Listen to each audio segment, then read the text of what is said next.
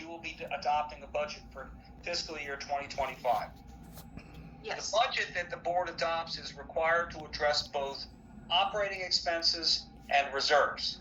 The board does not have discretion here.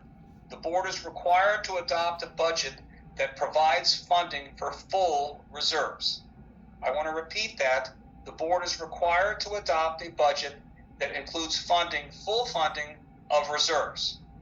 The membership for the past couple decades has had the opportunity to vote not to fund the reserve portion of the budget or to fund that part of the budget at a less than full funding level. I repeat, that is a membership decision, not a board decision. The board is required to adopt a budget with full reserves.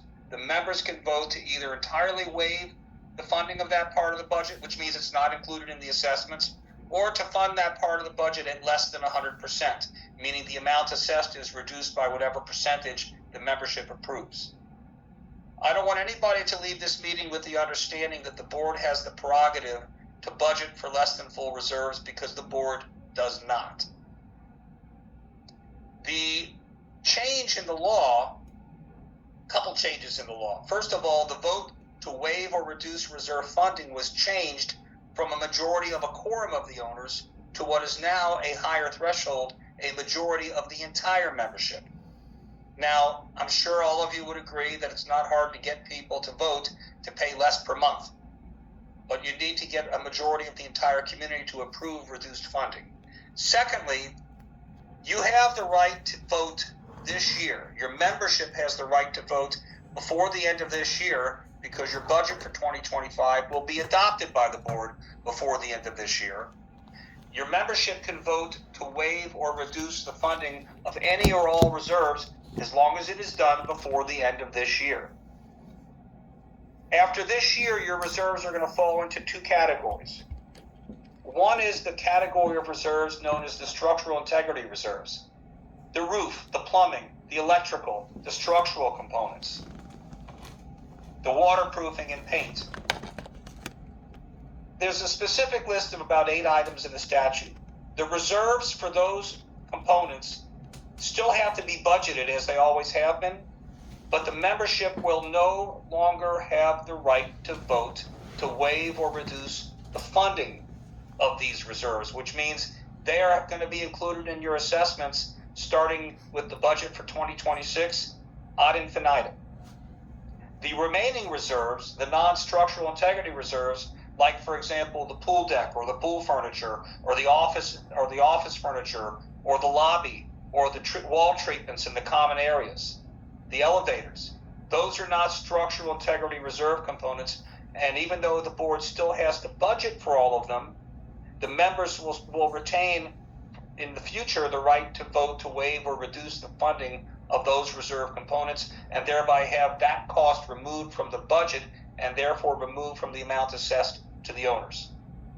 Now, a lot of you are probably doing some math in your heads, because if you have to fund, let's face it, the most expensive of the reserve components, it is going to impact are you monthly or quarterly? Monthly. It is going to affect your monthly payment.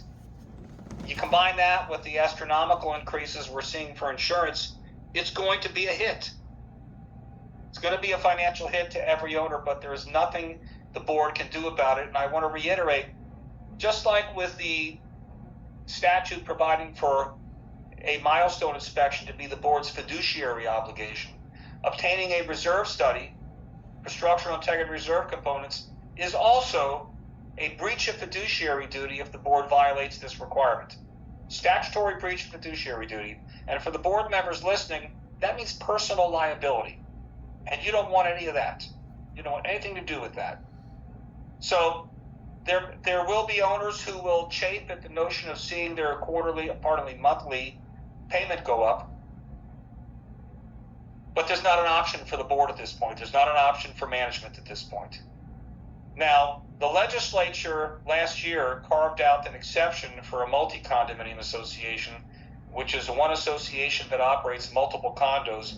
And all I can tell you is somebody somewhere had a very good lobbyist, because the exception from the reserve funding obligation for SERS reserves applies to exactly one condominium in the whole state of Florida. I kid you not. So this exception is not an indication that it was intended to be broadly applied or broadly available. And if there's any part of the statute that may at some point change, there will probably be a groundswell of hand-wringing and pain and complaints from residents around the state who simply cannot afford to see this kind of an increase in their monthly or quarterly payment. Now, there are some who are going to say, well, you had to know these expenses were coming when you voted to waive the funding of reserves, because right there on the ballot or the proxy is a big, bold disclaimer saying if you're voting to waive reserves, you're guaranteeing yourself a big special assessment at some point. But the legislature has decided they're not going to continue to allow that option for the structural integrity components. They want these reserves funded. So that's not going to be optional, and I doubt that this requirement is going to go away. It may be addressed by offering alternatives, like perhaps having a line of credit available to offset reserve funding obligations, because the whole purpose of the legislation was to make sure that communities had access to funds to do necessary structural repair. They did not want people to continue to make decisions on structural repairs based upon the willingness of the owners to pay a special assessment to pay for the repairs. And I'm sure you can all understand the logic that maintenance decisions, especially structural life safety maintenance decisions, when they are made based upon cost, they're almost always bad decisions. So I'm going to pause there because, Rosina, you asked me to address these two changes in the statute, and I'm going to ask if anybody has questions. And again, if you want to use the chat function, or Rosina, if you want to remove the mute for people so that people who have questions can simply state them, however you wish to proceed. But I don't want anybody to leave feeling like their questions weren't answered. If somebody wants to raise a hand, I can see them and I can. Okay, Dan Kearns has a question, and I think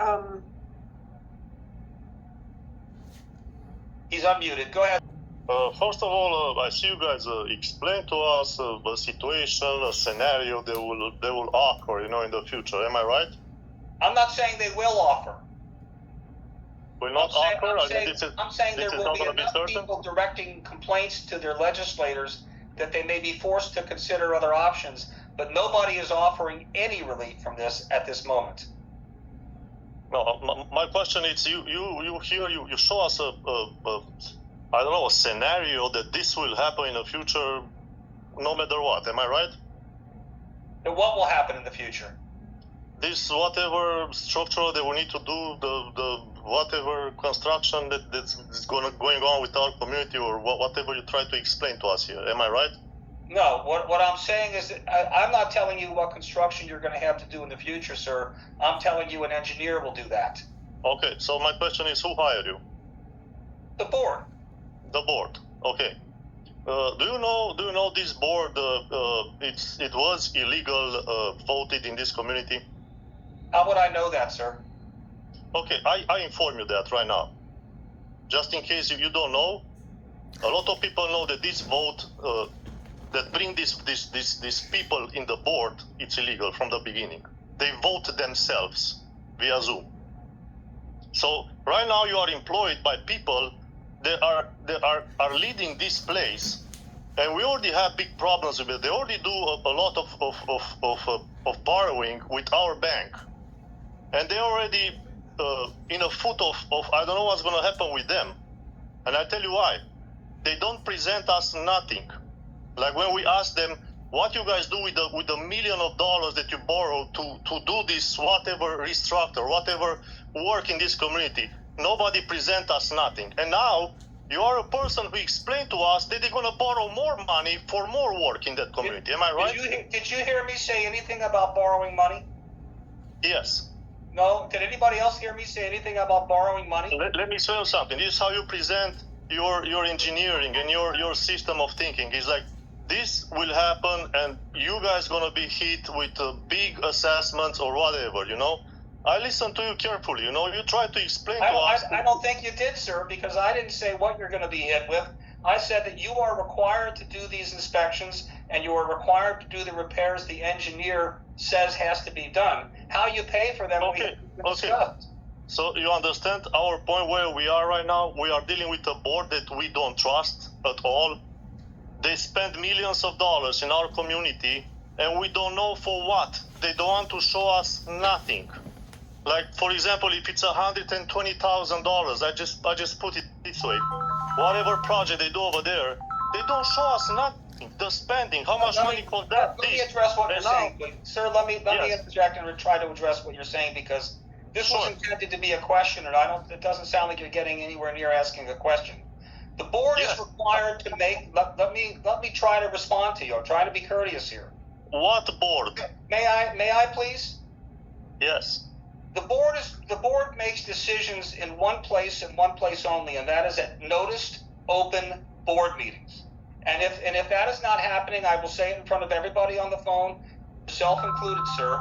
The board can only act at open noticed board meetings with an agenda. If that is not happening, it has to stop. And board decisions have to be made at noticed open board meetings. As far as information, sir, are you an owner? Yes. Then you have every right to submit a written request to see any document you want with very. We don't receive them. We have a lawyer in place. We don't receive nothing. We don't know what they do with the money. Well, this woman right here, which is the president, this woman right here that is the president that you deal with, that she hired you. She hired her own husband in the community, her own son in the community.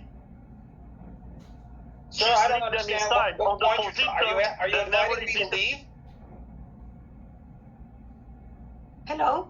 So I am now. I had to mute Dan Pernes. He has issues that has been dealing with for a year. Our board was duly elected. Every decision that was made was done in according to the law. And he is a person that has been just doing what he's doing now for a long time. So Rosanna, I've never met him, and I'm simply trying to be professional and answer him, and he'll either accept my answers or he won't. Okay, so I'm not being argumentative with Mr. Perns. I'm trying to be professional and respond to him. If he doesn't want to listen to me or doesn't want to hear an answer, there's nothing I can do about that. Okay, so would you like that I mute him so you can address him and for like a minute? I think he can hear me right now, so I leave that choice to you and the rest of the board and the members, because I'm not in a position to respond to complaints about whether or not the board was duly elected or whether or not the board is misspending money. This is the first time I'm meeting all of you, and if there are specific questions, they can be directed to me, but I'm not in a position to answer those allegations. Right, exactly. So, anybody else?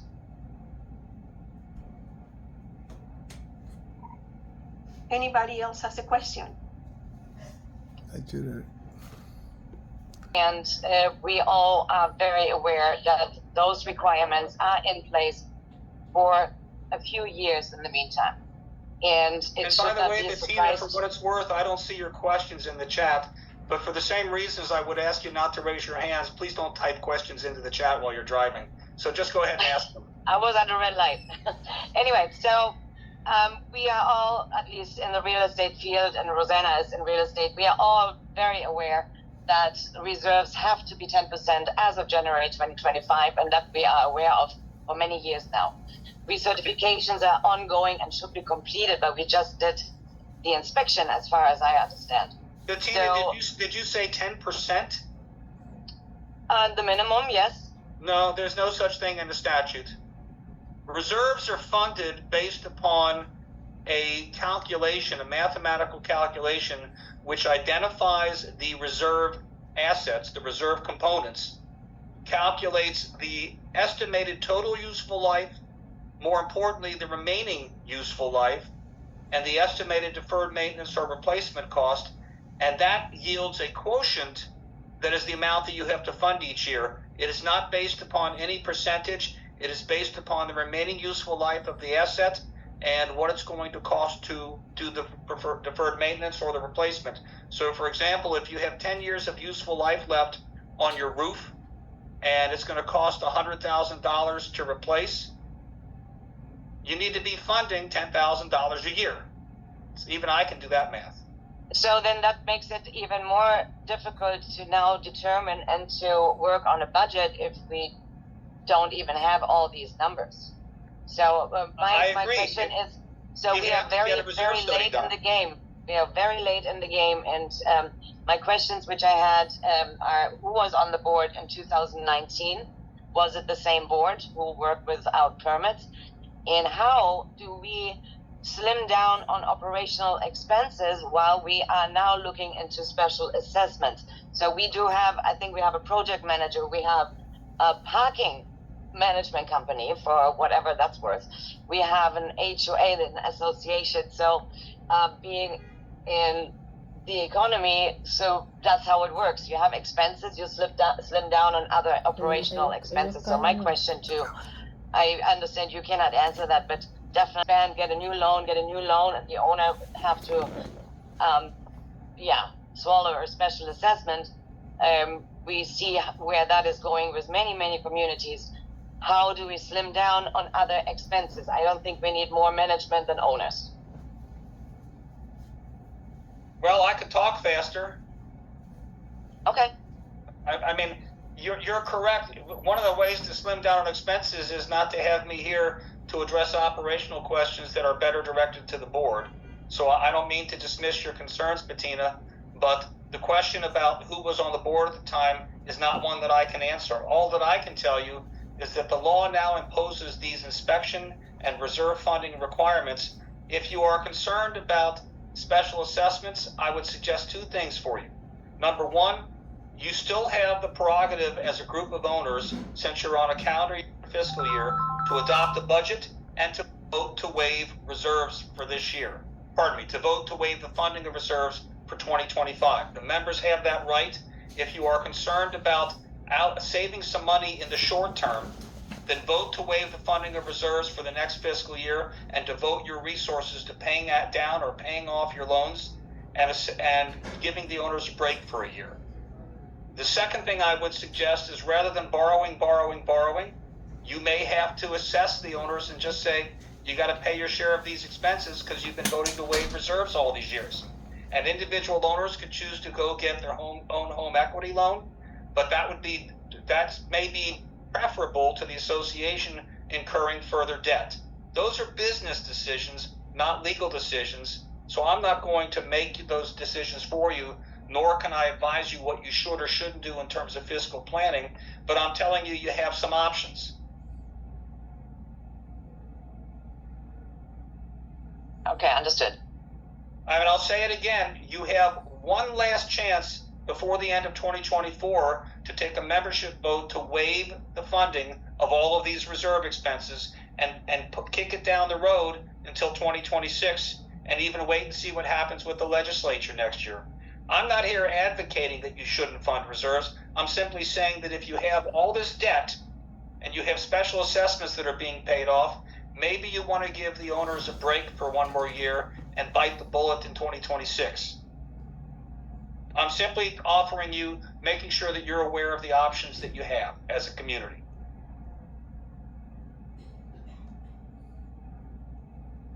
Mr. Kramer. Martin, yeah. I think you kind of mute yourself. Hi. Who? Sir, I don't think your microphone is working.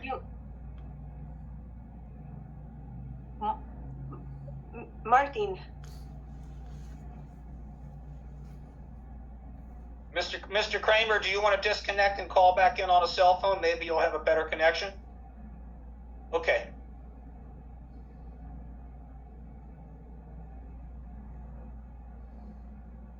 Either that or you can call the office and tell Rosina what his question is. Anybody else have a question?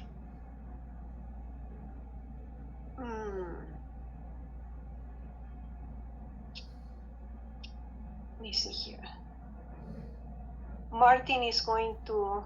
He's gonna call back in. Yeah, he's going to come back. And for the rest of people listening, I apologize if I was a little bit bristly with Mr. Perna, but he wasn't asking a question.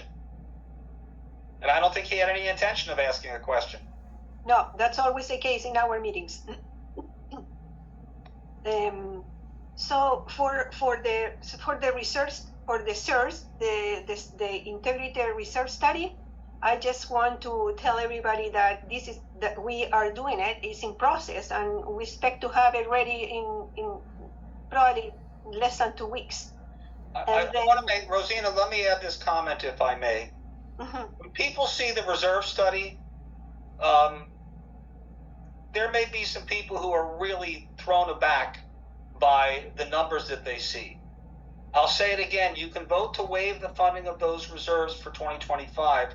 I also want you to remember the purpose of a reserve study is not necessarily to provide a funding tool, because you will still be able to waive the reserves other than the structural integrity reserves. The purpose of a reserve study is to make a disclosure to the owners based upon outside experts as to what expenses are coming up, what they will be for, and when they are likely to hit. That's the purpose of a reserve schedule on a budget, is to make a disclosure so that the owners know what expenses are coming. With that being said, Mr. Kramer, do we have audio now? Can you hear me now? Yes, I can. Alhamdulillah. Good. First of all, pleasure to meet you, Ken. Likewise. And secondly, thank you for the no-nonsense way of putting things forward. Makes it easier to understand. I have a question which I'm not sure 100%. I have a question which I'm not 100% sure is directed for you, rightly or wrongly. If not, let me know. Maybe it's for the company that manages the asset.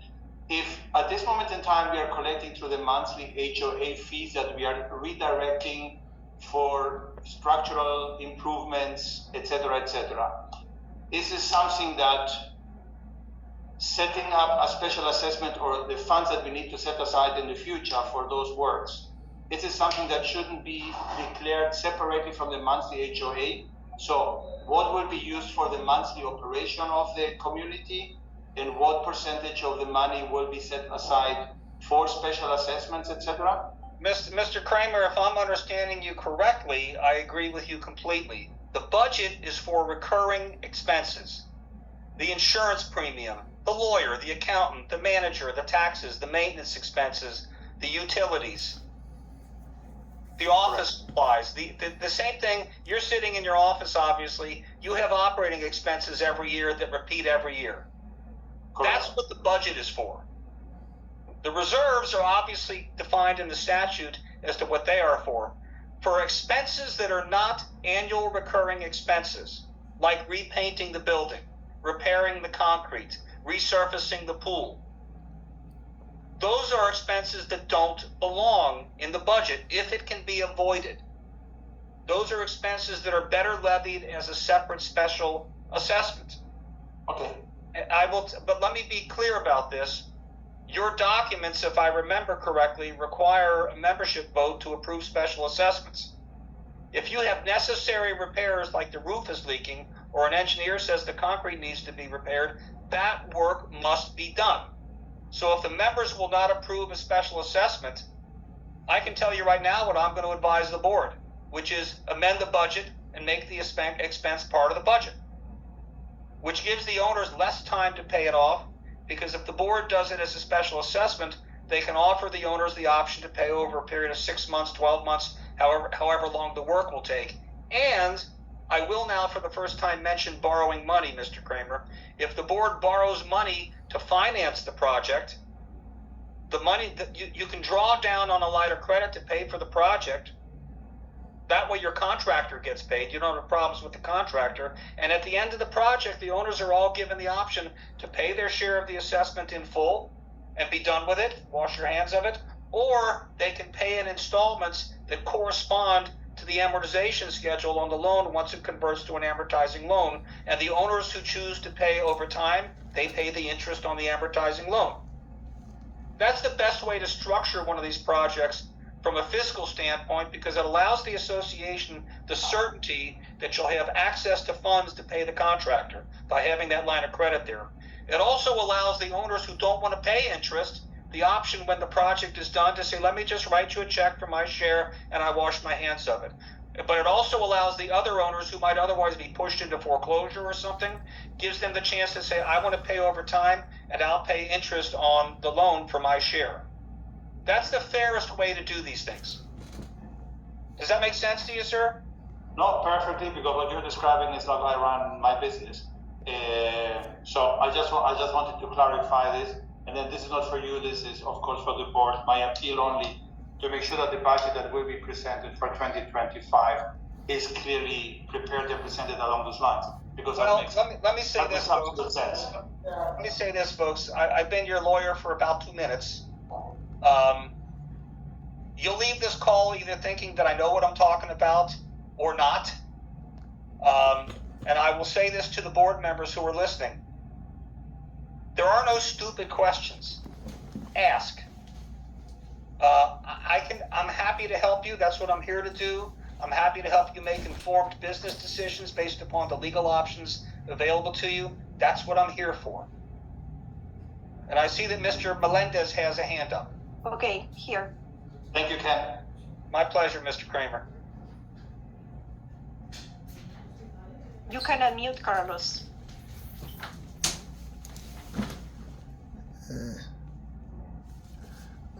Unmute. Mr. Melendez, you need to unmute yourself. There you go. Hello. Can you hear me? Yes, sir. Yeah, I'm owner here on 205C. Just gonna. I don't just have one question. I just want to apologize for the behalf of our neighbor Dan. And I just want to say something in his favor, so maybe you can understand what happened to him. It's just because we're basically begging to have owners board meetings to have many questions that we have of stuff that happening here on daily basis, and because those meetings are being denied and never happen, so there's more questions about so many things that I know is not your area, and so I just want to apologize for that, but I just want to mention that's make him and other owners stressful, that they can find any moment that they can spread themselves because of this meeting that we've been requesting. It's not been done, so that's why he was acting like that. And Mr. Melendez, I appreciate your comment, and there is certainly no apology necessary. I've been doing this for 40 years, and Mr. Pernas is not the first angry owner that I've heard from. And I understand what causes anger among owners. Sometimes it's that they don't understand what's happening. Sometimes it's because they're naturally angry people. But I will say this in front of whatever board members are here. Sometimes it's because the board is not operating transparently. correct. If I am to remain the association's counsel, I'm saying this in front of everybody in this call. I insist that the board have regularly scheduled meetings, noticed with an agenda, that the board members show up prepared to have an intelligent, business-like discussion of the items on the agenda, and that those meetings are open to the owners, and that the owners are entitled at these meetings to ask questions about anything on the agenda and participate in the discussion. That will go a long way to assuage any anger in the community, Correct. even Mr. Perna's anger. And at IBM, they used to say, do something to remove the excuse. Remove the excuse for people to be angry by operating transparently if you're not doing that. And to the people on the board, please forgive me. I'm not assuming that you're not operating transparently, but I'm telling you that's what's expected of you. And if you don't do that, there are going to be negative ripple effects in the community. It's not that hard to post a 48-hour notice of a board meeting with an agenda, give people Zoom information in the notice so they can Zoom in from wherever they are, whether it's home or abroad or out of state, and have an open, fulsome, transparent discussion. Correct. Can I be any more clear, Carlos? Correct. You are absolutely right, and thank you for those words, because that's exactly what we understand. I mean, like when you're running away from a problem or for an anger neighbor, it will be increased. It will be increase his anger and the doubts of the other owners. I mean, you had to face the problem so we can move on from there. So we have so many questions. It was agreement from the president that she's going to be doing a quarterly meeting, but it's almost at the end of the year and nothing has been done. So that's why. Well, I'm not unsympathetic to the board members because they have lives too, and they are volunteers. Mm-hmm. They're almost more like sacrifices instead of volunteers, but it is part of the gig. Yeah. To schedule meetings regularly, Mm-hmm. to have an agenda, to take the time to prepare, to have an intelligent business-like discussion, Mm-hmm. and to let the owners add their 2 cents. Okay. It's part of the job. Thank you, Ken. You're welcome, sir. Okay, I have another Jan. Ma'am, you need to unmute yourself.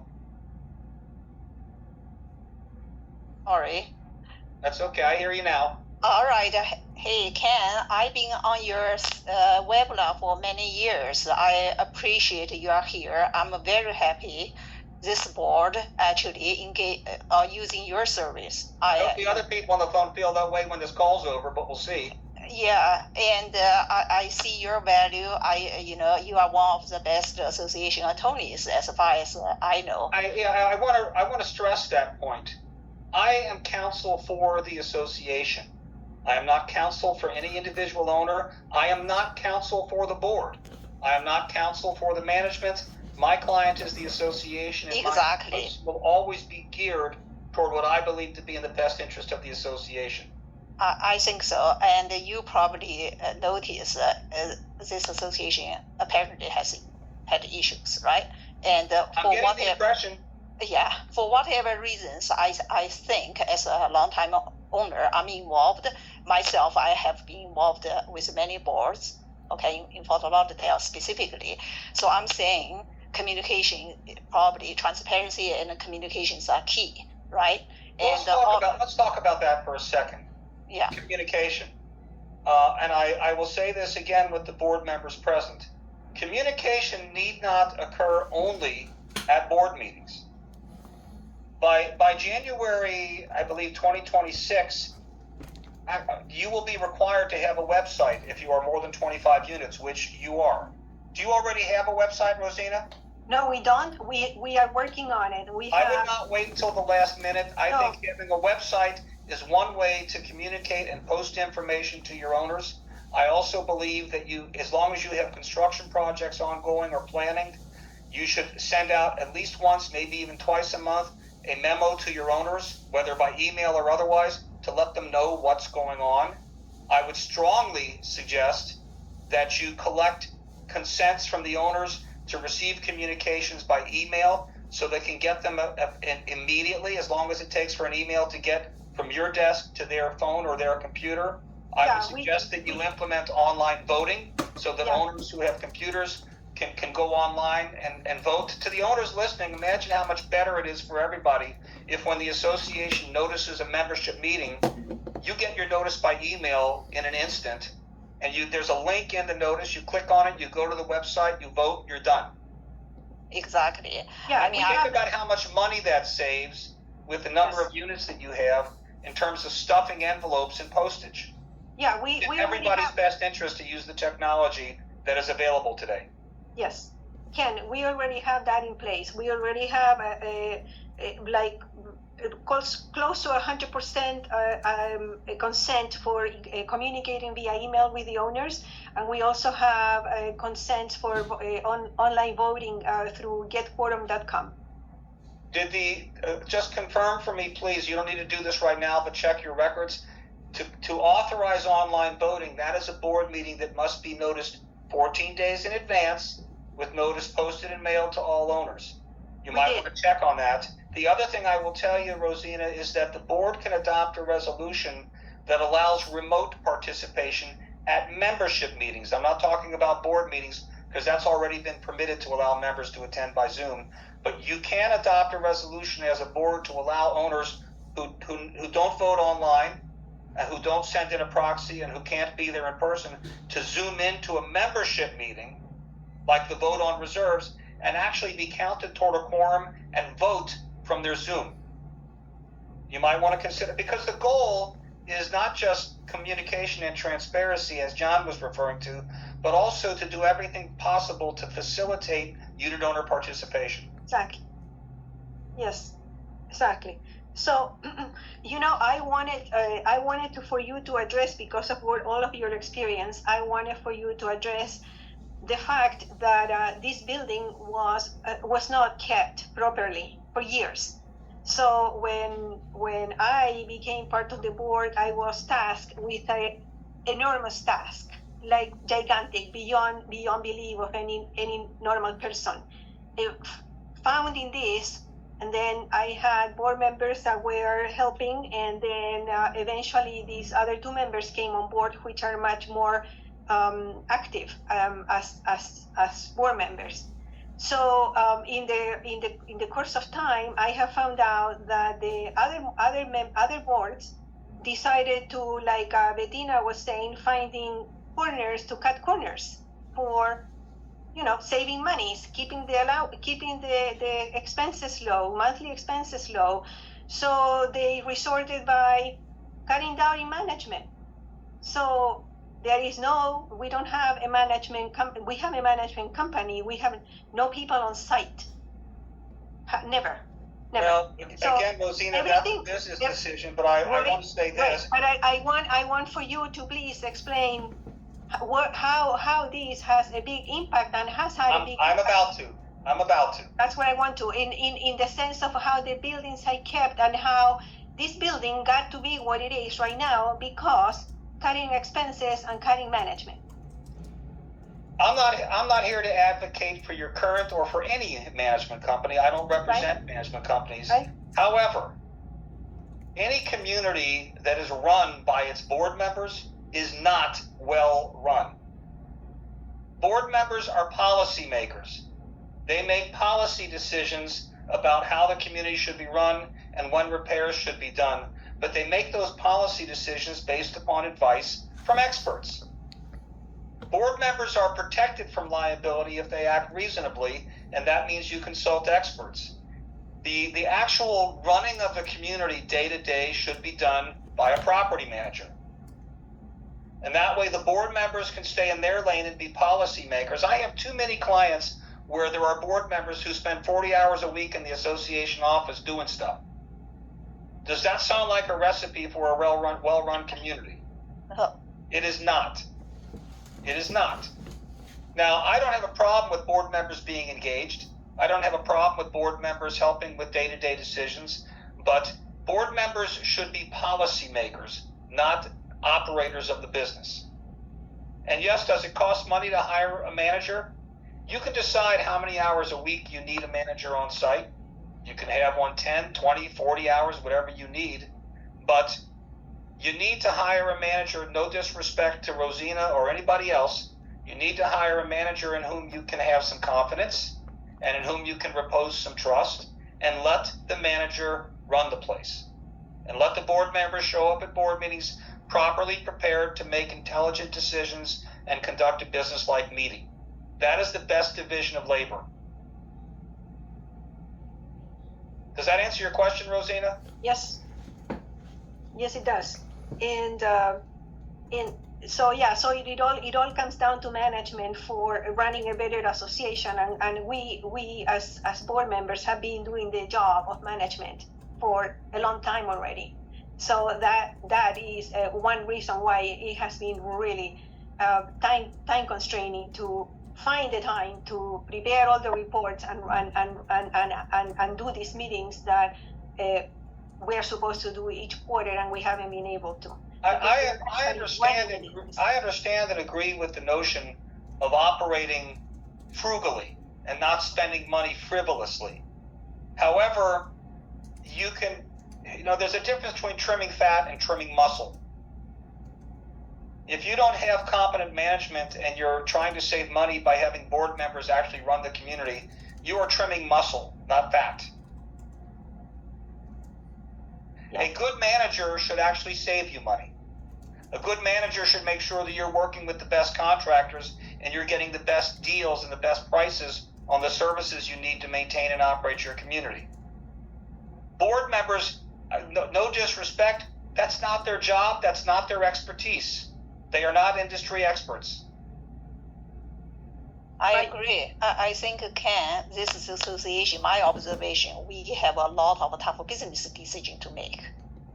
And that's really... But you need guidance to make good business decisions. That's why I'm so happy we got you to give this association, sound advice. I mean, this is a hard-working board. I can testify. Rosanna has been working very hard, and even though it's tough. Anyway, I'm a person. I'm a practical. I wanted to moving forward. Let's work together. Let's get a practical. Get the budget out of things. We can get the membership involved to vote. Maybe as Ken suggested, we just waive this reserve for this year. Jan, if I may, the more competent, the better your management is, the more attractive it's going to be for the best people in the community to want to serve on the board. If you don't have good management and the board members are doing all the work, who wants to do that? Exactly. So I have a question in reference to CSRS, because some people have come to me and they have said, okay, so once that we have the study in place and we have the budget items, we have a list of items that we are going to be replacing, that means that a certain amount of years, for example, by 2000, just putting numbers, right? In 2016, 2026, we are going to need a new roof, and the roof is going to cost $200,000. That means that by 2026, we have to have $200,000 in the bank to pay for that. Yes, because that is a structural integrity reserve component. Right. So when we get our study, if we have items there that are going to be required to replace, then we are going to have an assessment to replenish the reserve and say we need a roof in 2026. So it's going to be 225,000, 200,000. Rosina, I am not an expert on construction or roofs. Right. But something that a competent manager might be able to say to you is to say, look, for X $1,000, we can install a foam surface or do something else to the roof that will extend its useful life for another 5 years. Right. Have you considered that? Right. That exactly. We did consider that, and we have already replaced the roofs. We are at the end of the project. My point being, before you add $100,000 a year to everybody's assessment, you might want you're going to have to. But you could also explore some options to prolong the useful life, and that way next year, instead of having another $100,000 to fund, you could have a lot less if you've done something that legitimately extends the useful life of the roof. Right. There are always options to consider. Sometimes none of them is good. Sometimes your options do not pan out. But I would want to see you explore every possible option to above all else, properly maintain the property in a timely manner and in a quality manner with licensed, insured, competent contractors. But number two, explore every conceivable way of curbing expenses, and if possible, and if responsible, delaying some of the big ticket items if you can do so in a responsible way. Right. Does that make sense? Yes, absolutely. That's what management and that's what engineers are for. Right. So I want to see if anybody, I don't think. I've either bored everybody to death or I've worn them down. We had 21 participants, and nobody has a hand up or is asking to talk. Well, let me offer this. Some people are going to leave this meeting and say, damn it, why didn't I ask that? If you have questions, email them to the manager or to the president. And Rosina, if you think there are questions that you want me to try to answer for you, forward them to me. Because I'm not here to avoid anybody's questions. Very good. Well, it's 5:01, so I think I know where all of you are going. Yes, and I don't see anybody asking anything. Well, I live near you guys, so next time we do this, one of you will treat me to a cocktail at the end of the meeting. Well, Okay. I'm here to help you navigate all of this, folks. There's no cause for fear or anger. It does cost money to maintain a community. I'm only here to help. And I guess with that, we'll say good evening. I think so. I just admitted one person that just came in. I don't know what happened. But anyway, we're about to end the meeting, so Good evening all. thank you. Thank you, Ken. Thank you. Thank you My pleasure. everybody for